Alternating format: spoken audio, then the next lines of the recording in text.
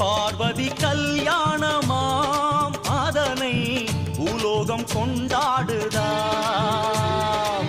பார்வதி கல்யாணமாம் அதனை பூலோகம் கொண்டாடுதாம். தாயாரின் ரூபத்தில் வேப்ப மரமாம், சிவனாரின் ரூபத்தில் அரச மரமாம். வேப்ப மரத்தில் குங்குமம் தீட்டி, அரச மரத்தில் திருநீரு பூசி, அன்னைக்கும் சிவனார்க்கும் கல்யாணமாம். மங்கையரின் புலவையிலே மரம் சிலிர்க்குதாம்.